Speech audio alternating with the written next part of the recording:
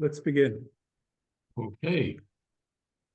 Welcome everybody for our last sessions. And if you notice, there's a lot of notes that we're not going to be able to do because this was designed for 5 sessions so that the ending piece, you can review on your own, but I'm going to go over as much as I can tonight. Tonight's theme is incarnation means living in a body. It means taking on flesh. It means living through flesh. Martin Kelsey has a poem there called The Stable. I myself am very glad that the divine child was born in a stable, because my soul is very much like a stable, filled with strange, unsatisfied longings, with guilt and animal-like impulses, tormented by anxiety, inadequacy, and pain. If the Holy One could be born in such a place, that one can be born in me also. I am not excluded. Isn't it ironic that a religion based upon incarnation tends to be so anti-body and idealizes the spirit over the reality of living in a limited, creaturely reality? Do you remember in the story of St. Francis, towards the end of his life, he died around 40, he said to his body, "Forgive me, brother ass, for I have been way too cruel to you." From Nietzsche, Jung wrote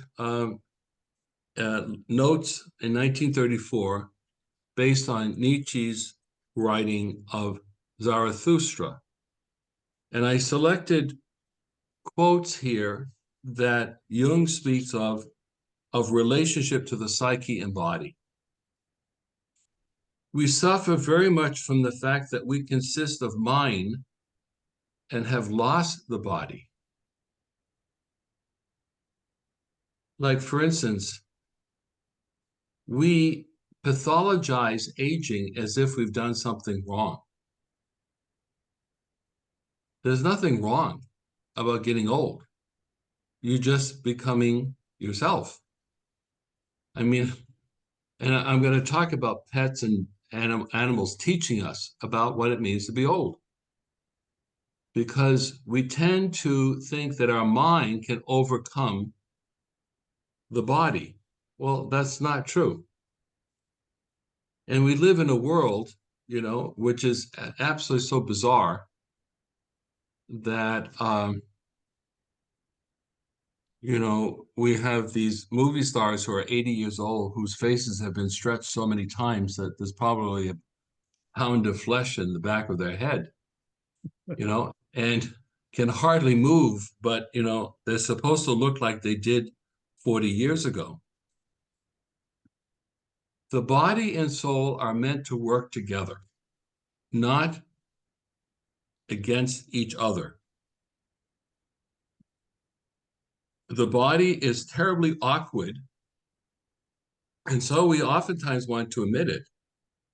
We can deal with things spiritually so much more easily without the despicable body. Now, he's talking here about the danger of being overly spiritual and overly identified with the spirit. People who are not consciously aware of the body suffer from an unreality to life. I lived with a brother who would forget to eat. He would just forget to eat. Now, I don't know about you. I have never forgotten how to eat or when to eat in my life. But he would get so distracted with his mind or in the library that he would forget to eat, as if he was not in a body. They neglect the simple functions of the body. Jung says, I had a case, a girl of 28 who no longer heard her steps when she walked out in the street. And I had a person in direction who was so traumatized and disassociated from his body that when he came back into his body, he heard his own voice for the first time. He never could hear his own voice. He was completely disassociated from himself. If you were a spirit, you could be anywhere, but the damnable fact is you are rooted just where you are. You cannot jump out of your skin. You have definite necessities. You cannot get away from the fact of your sex, the color of your eyes, the health, sickness, your body, your physical endurance. Those are definite facts which make you an individual, a self that is just yourself and nobody else. If you were a spirit, you could exchange your form every minute or another, but being in the body, you are caught. The body is a definite nuisance. Have you ever tried to plan things in your mind and you forget that you live in a body? Meaning you overdo, you excess, I love these people who, they say they're going to start exercising. So the first day they exercise, they walk 10 miles. Okay. And are paralyzed for a month afterwards because the mind and the body don't fit with each other. All people who claim to be spiritual at times want to get away from the body. That's why in the Benedict's, it's not about aura, it's the labora. Living in the body forces you to work, get tired, do ordinary things, not get too heady. And when a person becomes too identified with the spirit, they also lose all compassion on others who live in a body. Well, like, why can't she do this? Or why can't he do this? Nietzsche, of course, became a sort of modern saint. His spiritual side got him more than it was good for the solution of the moral problem. Instead of living with his body and the rights of the body, he began to surrender himself in an inflationary way to the spirit, where that leads to despair. Now, to me, Jesus is the exemplification of a person who lives in a body. First of all, if you live in a body, you are tempted. You're tempted by hunger. You're tempted by annoyance. You're tempted by fatigue. Okay? The temptations of Jesus was the fact that he fasted. And when you fast and you have hunger, this is what Jesus lived in a body because he could get hot-headed and angry and frustrated. Because if you got a headache and you're tired, you might bark back. You're not always in charge. If you live in a body, you need relationships. You can't do things alone. You get lonely. You need to be connected. Why was it that he was suffering more from the fact that his disciples had abandoned him physically than just the abandonment of God? Physical suffering, right? If you live in a body, you have physical suffering. You have fatigue. And you have to choose where to be. You can't be everywhere at once. If you live in a body, you grieve.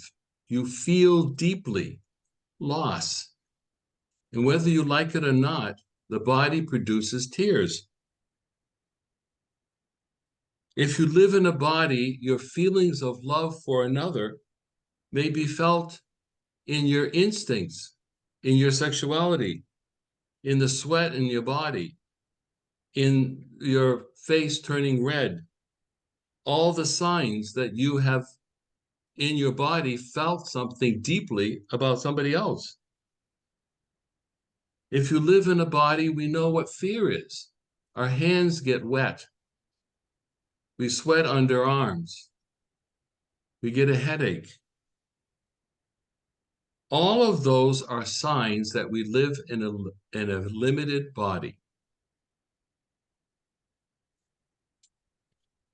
We cannot have a powerful spirituality disassociated from the body. Unfortunately, we have had a history cyclically in the body in which the body has been demonized. Jansenism, which impacted the French and Irish spirituality in the 18th and 19th century, did a terrible job in instilling guilt on natural feelings, instilling guilt for being human, instilling guilt for having a body. And it created a scrupulosity that there's something wrong with me simply by being human. There are two saints, St. Francis and St. Martha, that give us in their myths some indicator of how to deal with the body. Do you remember the famous story of Gubbio with St. Francis, in which there was a wolf that was out in the village and it was attacking animals, and they wanted to kill the wolf. And Francis said, no, don't kill the wolf. Feed the wolf. If the wolf is not hungry, he won't go after your animals. Now, that is counterintuitive, right? What we want to do is to kill the instinct rather than relate to the instinct. We'd rather cut it off, get rid of it. Advent is a season of Jesus with animals, creches with cows and sheep and camels and straw. The incarnation is the fact that God emptied God's self into the creature, the smallest of creatures, in the form of a child, a creature among creatures. This time of reflection is to reconnect with our incarnation and the uniqueness of Jesus's own life. The greatest gift of humility ever was the descent from divinity into humanity. That's kenosis, the great emptying of love. Anatole France wrote, "Until one has loved an animal, a part of one's soul remains unawakened." And the reason I'm saying this is there is something to learn from animals how to be human. I don't know if you've ever heard of New Skeet. New Skeet is an Orthodox monastery. It's an Orthodox monastery that breeds dogs and sells dogs and trains dogs as their primary support system to keep the monastery open. It's on the border in upstate New York near Vermont. And their message is the spirituality of creatureliness is learned through our relationships with non-human companions. this is something that you may want to think about in your life. If you had a pet as a child, or you grew up on a farm, or you had animals as part of your experience, what did they teach you about you? What did they teach you about what it means to be a creature? As a community, years ago when we had a pet, and she showed up at the door one day, covered with, all kinds of things. She had been lost in the woods, and she shows up at the door, and we kept her. Now, she lived another 13 years with the community. But what you saw with her, right, was an exuberance for life that, if you were depressed, just to see her in the morning would perk you up because she was ready for life. It's like another day of adventure, more squirrels to run after, more cookies to try and seduce from you. There was a whole lot, life expectancy with her. What we learn is that creatures also have a will of their own, but they also have the smarts. If you took the dog out for a walk and she grew tired or she couldn't do anymore, she'd just sit there. Now, you can pull all you want. She would just sit there. And basically, she would say, if you want to walk, that's fine, but I've had enough. And usually it would mean that something hurts and she doesn't want to continue. We're too dumb to know it hurts, but let's still go on. We don't read the messages, right? How many men die, think it's indigestion, and they're having a heart attack? They're just not reading the signs. So dogs and animals bring up deep embedded memories of our childhood. And there's a couple of things that have come up on YouTube recently about boys, maybe about 10 years old, who for Christmas got a puppy for Christmas. And the beautiful thing about them is that these boys were so excited that they just burst out into tears. I mean, their joy was so filled that they got this creature that they could play with and be with, that they erupted into tears. My spiritual director was a hermit, and she lived up in the Catskills, and she had a husky. And every winter, when the snow would fall for the first time, because of her nature, right, she would jump and play in the snow and roll in the snow, because it's like, finally, they gave me what I want. Finally, I am home. It's in her blood, in her DNA. She was herself. She knew what it was like to celebrate. Animals do not deceive. They are part of their own world and universe. They can't be judged by human standards. Their response to life is from the instinctual and the excitement of the instinctual. They live totally in the present moment. What happens with us as humans, it is very difficult to live in the present moment. People go to meditation classes. They read about living in the now. They do all of this discipline just to live in the present moment. And what does an animal do? Live in the present moment.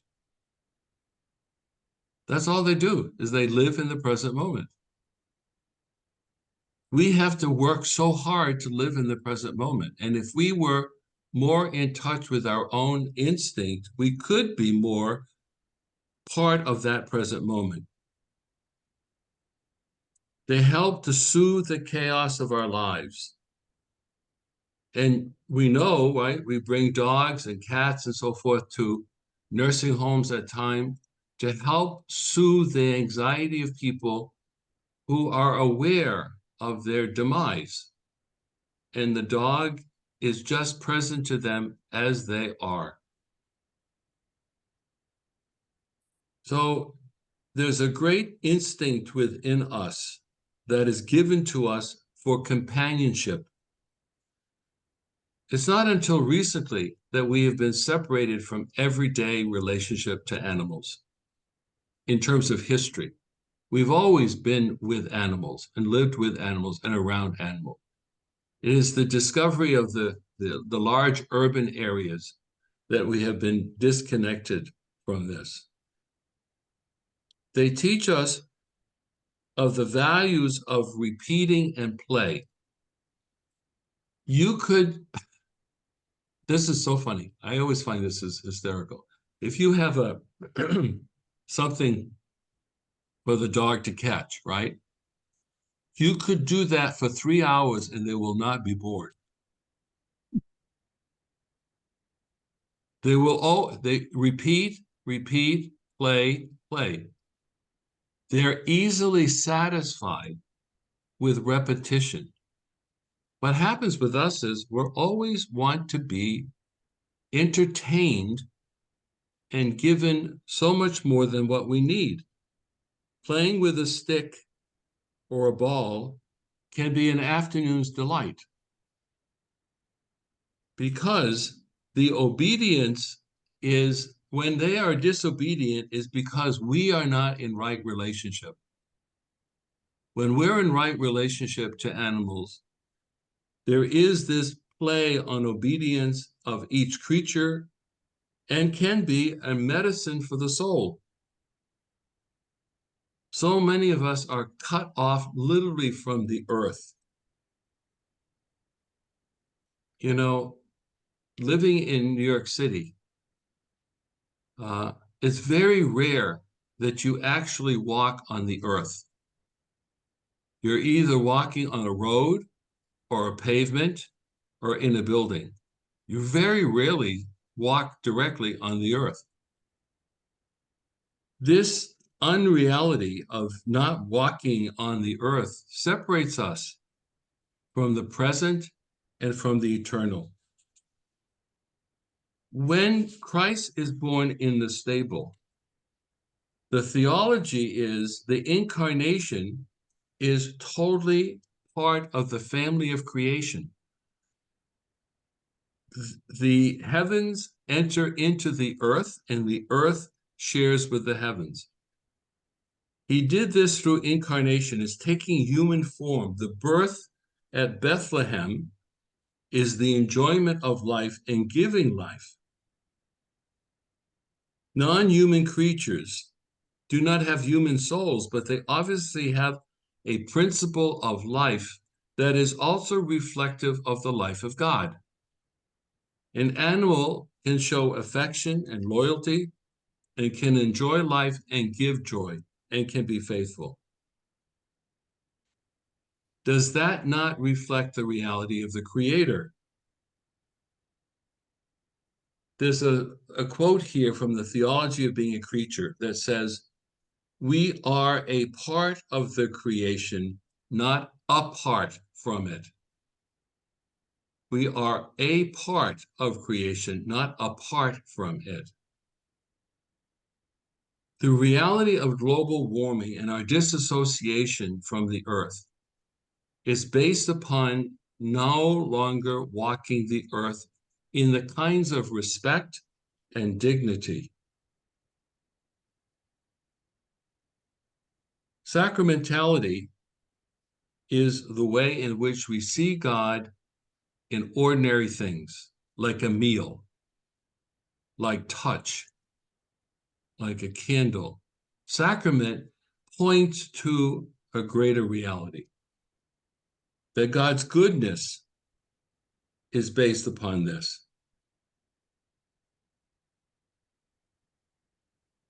I think the risen Christ is the gift of the fact that we can be totally a part of creation and we rise within creation into another expression.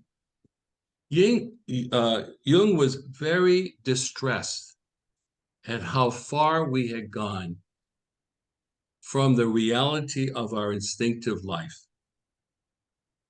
Let me give you 5 areas in which Jung says that spirit and instinct come together. The 5 of them are creativity, reflection, activity, sexuality, and hunger. Jung said these are the 5 predominant groups of instinctual factors. The most primitive is hunger, because from our ancestors, we had to fight for survival, and food is equal to survival. And closely related to that is our sexuality, because sexuality is the possibility of biological energies to create future generations. It's the instinct for this kind of continuation of life. Hunger for security, sexuality for continuation of life. Activity is that we have a desire to learn. We become restless. We move. We reflect. The religious urge comes from this desire to reflect, to act with an intentionality. And creativity is my capacity to express my pathos, my deep feelings of the interior in the exterior world. Art, music, dance, all of these are expressions of instinct. All cultures around the world throughout history have had a relationship to sacred meals, sacred sexuality, sacred activity, sacred times and places of reflection, and also creativity. All of these instincts are made holy by bringing these instincts into a new level of domestication. We know that in their original strength, these instincts can create chaos, wars, envy.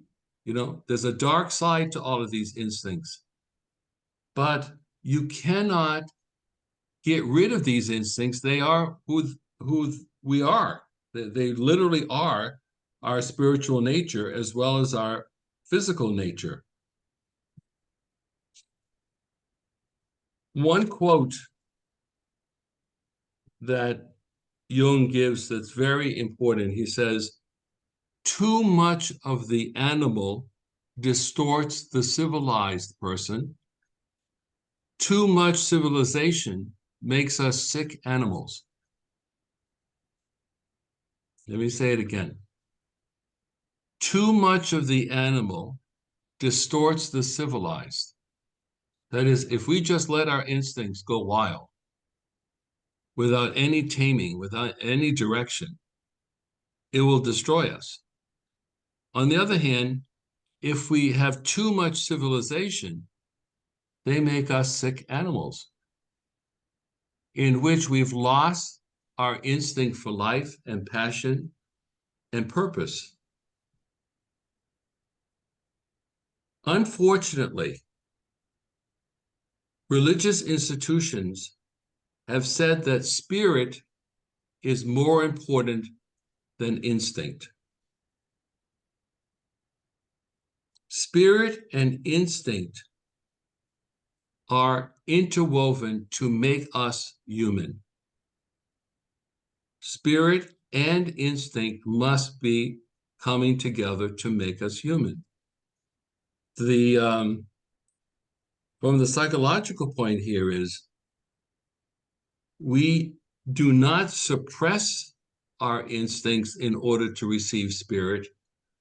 We awaken our instincts so that the spirit may tame and transform them into something greater.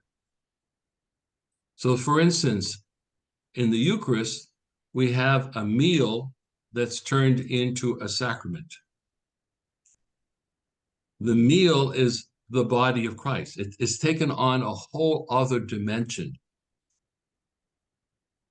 So the purpose of our lives is not to suppress the instinctual, but actually, in order to live our life fully, we need to express along with transform that attitude into a fullness of being.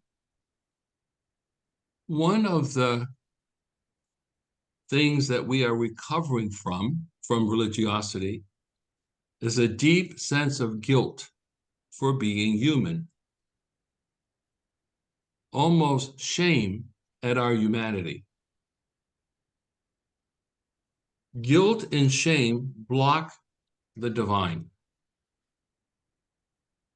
Why do we experience guilt and shame being who we are if God has created us who we are?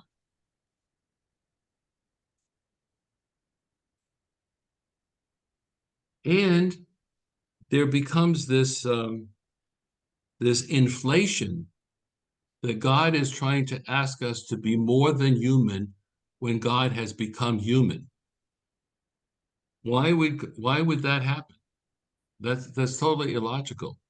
The descent of God is not just to fully experience this life as a preparation for all of life.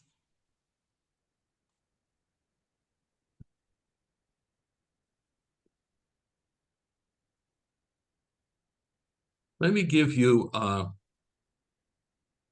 few dreams that people had over this issue of being human and embodied.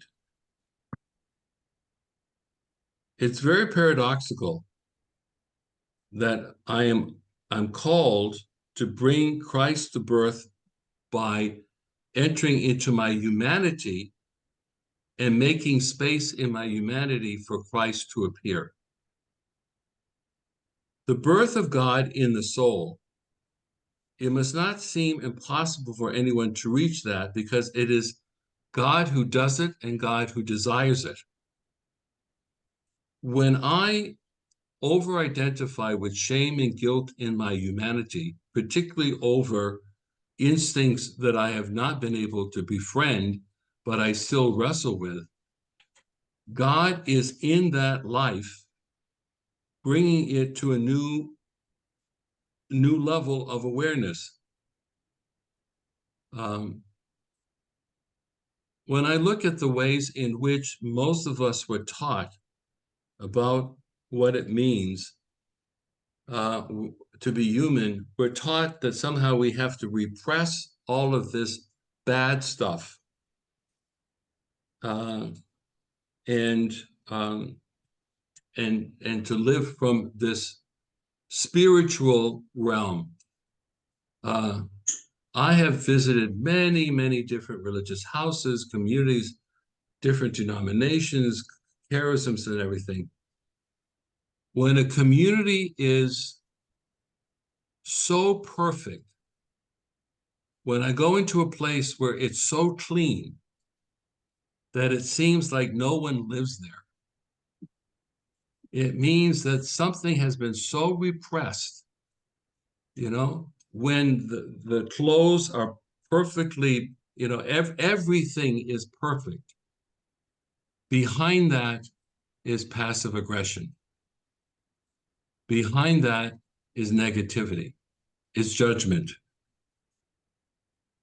I don't know if you've ever heard of the myth of St. Martha. The myth of St. Martha, the Martha of Mary and Martha in the scriptures, is that After Jesus's resurrection and ascension, Martha somehow ended up in this town in which there was a dragon that was terrorizing the town. And this dragon was living in a cave, and they wanted Saint Martha to go in there and to kill the dragon.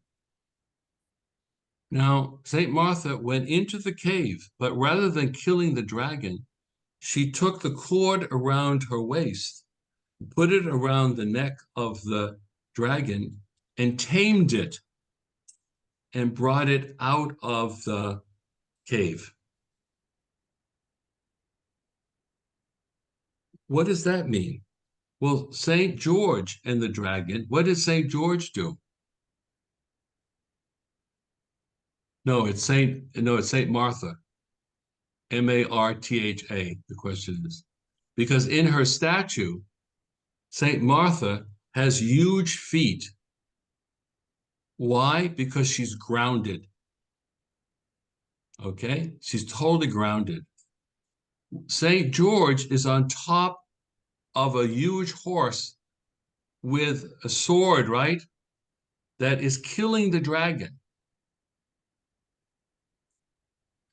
We have the masculine and feminine ways of dealing with instinct. The feminine way is you tame the dragon. The masculine way is you destroy the dragon. One is more compassionate and transformative, the other more violent and aggressive. Saint Martha represents our capacity to make friends with our instincts, even though they may seem dangerous, they may seem overwhelming. If I make friends with them, if I can negotiate the conflicts around it, what actually happens is that I can use that energy now for justice, for life, for defense of the poor. I can use the energy that has been buried for a good. If I destroy the dragon from this high position, I take on a position of inflation, arrogance, over nature. One of the dangers that we have had is that we lord our power over nature and try not only to transform it, but to destroy it. And when I have done some studies in mythology and so forth on this area, to tame the dragon is a better place to work out God's plan. God did not say to destroy his creation. He said to transform that creation into something that is negotiated. If anyone has been in the throes of a passion, of a dark instinct, we know how powerful it can be. It can literally take us over. But this is where, from a Jungian perspective, I need to recognize that I need to transform 90% of the energy into useful energy. And the 10% that I cannot transform, I need to give to God. 90% of my instinctual life, which is very basic, is translatable, transformable, and energy for the service of God. When these energies are not under psychic conscious control and are instinctive, they can be dangerous, like a mob taking over. You know, like January 6th was a collective instinctual mob in which their instinct for survival or security was threatened, and then all hell breaks loose if there's no guardrails. But we cannot give up our body in the name of spirituality, because God has entered the body of Jesus of Nazareth to be with us and to teach us how to live, how to be in relationship, how to be loving, how to be creative and transformative. So I'm going to ask you to take, 15 minutes to ask yourself, what is your relationship to your own body and instinctive life? How do you see that as part of the call of Christmas to live in the limitations of being a creature?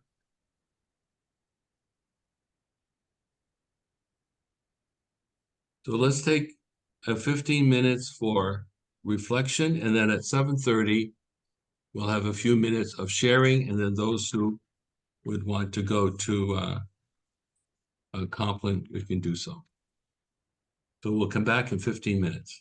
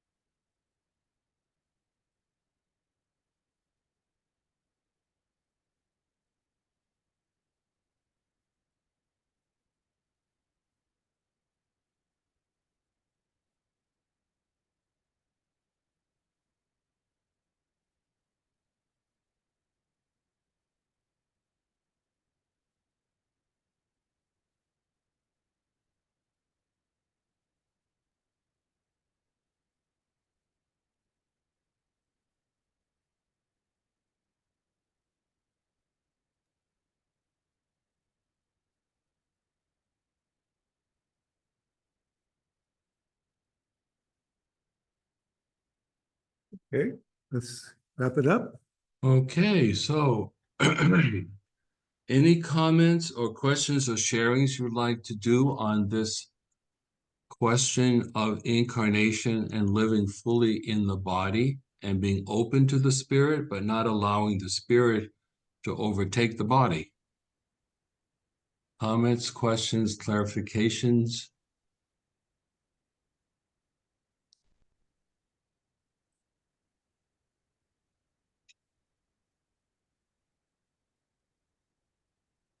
Sue? Well, one thought that it comes to me sometimes, and this has reminded me of it, is I think maybe you're talking about creatureliness Mm-hmm. and a consciousness of myself as a creature, which is a humble, it's a humble status. You're reminding us, I think, that it's also a elevated status. That's right. But one of the things I think of, and I think maybe I first thought this during a early visit to Mepkin and sort of following the rhythm of the way that the community lives there in a daily rhythm and an order, is that we become hungry 3 times a day. And I think that is just a wonderful way of, or maybe more times, but classically we have 3 meals a day, Right. if we're fortunate. And that, to me anyway, that's approximately how often I really feel the need to eat. And you were speaking of having back pain and how that just nags at you and makes you remember that you're made out of flesh and bone. Well, so does getting hungry, and then it becomes just a thing that we've got to stop now and pay attention to this fact that I'm a creature, I've got to eat. It's a pain in the neck because you want to be doing something different. You have to maybe stop and make some food and some preparations. It can be a pleasure, of course, but anyway, that's just something to me that I often think of as a kind of a beautiful. That's right. That's built right. into us. And Mepkin, like all the Benedictines, right? They snack 7 times a day with God. They're always snacking with God, and they're always filling up their hunger with meals. But that's what the heavenly creature does. It both feeds the body and the soul. And the real holiness is how the body and soul interacts in that beauty of being ourselves. Paula, you had something to say? You have to take your thing on. I've got 4 dogs here with me, so I to sound off. My whole rebirth came with the raising of my children, having children. It came before they were born. But I found that the things you're talking about, I was discovering God with them in the flowers, in the planting of flowers, and the making of bread, the baking of bread. We were always talking about these things because I was discovering, I was hungering for God. So I think we were fed by some of the things you're talking about, by creativity, by reflectivity together, and that I didn't fit into the normal Catholic pattern. I didn't understand a Mary that was a plastic woman, because I her in me living and vital and alive and warm and loving and rich. And I will never, ever, ever forget how beautiful that was in those early years with my children. I then went into a period of great suffering because of illness in the family. And there was another level of purgation. But all through all of it, I found myself using creativity, dance, and arts to share with. First, I worked inner city, then I worked in hospital settings, and then I worked in the farm setting. But always using these things that you're talking about. These are God-driven instincts. Yes, exactly. God-driven instincts. Thank you. I wasn't great at any of them. I mean, I was no great dancer. It's not about being a professional. It's about being expressive, right? It has nothing to do with professionalization. has all to Absolutely. do with expression. Yeah. Exactly. Yes. And isn't it interesting that you have a funeral and the instinct afterwards is to come together to share a meal? Because we are, in the face of death, choose life. So we bury somebody, and in the spirit of life, we have to eat to Well, move forward. we celebrate their going on too in other cultures. That's right. And that's a universal across cultures, right? That the affirmation to have a sacred meal at the burial place is very important because it's our confirmation that we are still alive and we're still asked to go on. We're still moving. And they are too. And so are they. Exactly. Because God Exactly. has come and made a home in our materiality. That's right. Because Part of it. the reality of it is materiality and the eternity move and interweave with each other. Absolutely. Okay. Yes. They move and make us aware that both of them are expressions of God.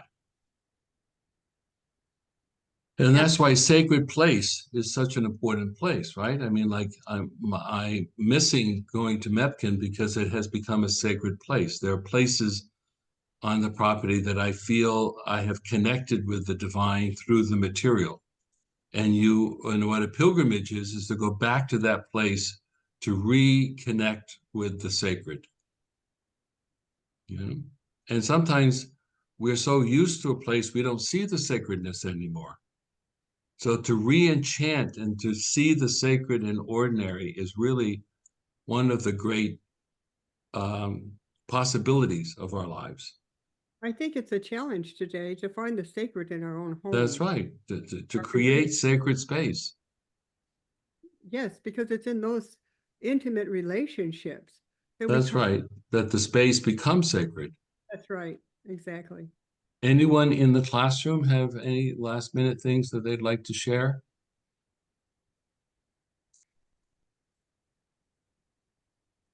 Okay, let me make a few announcements.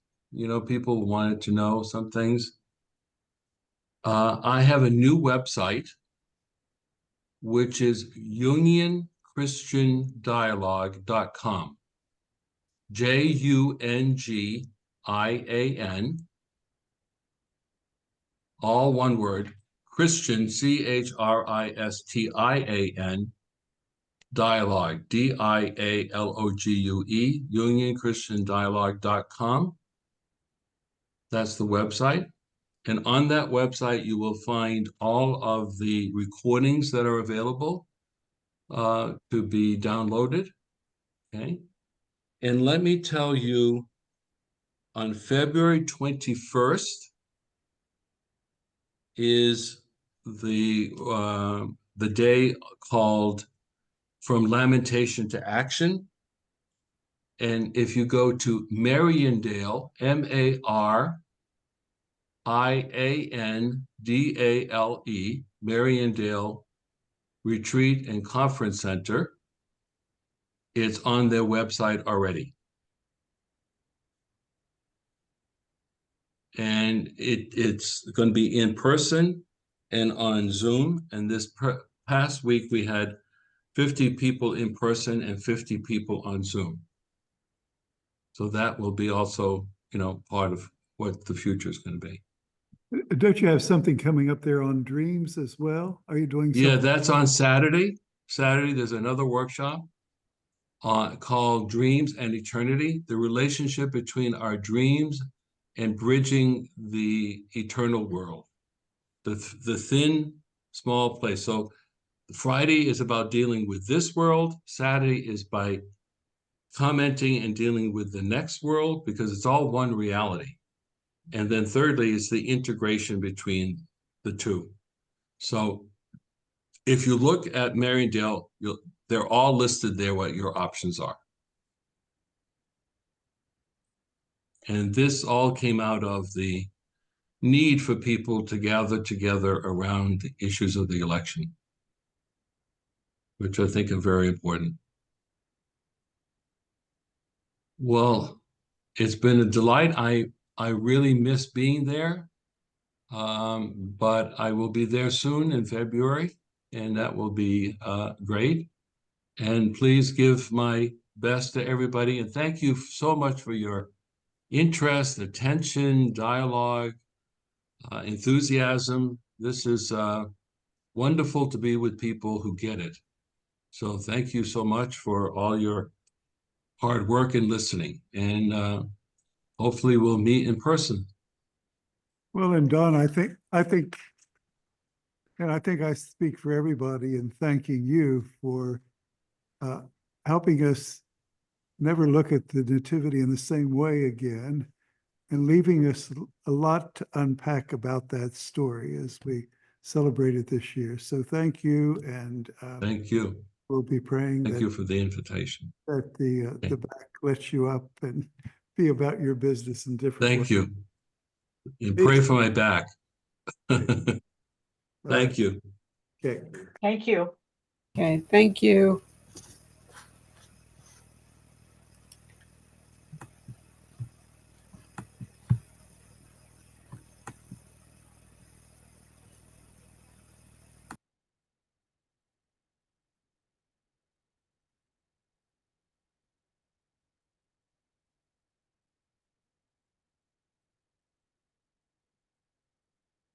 Mhm.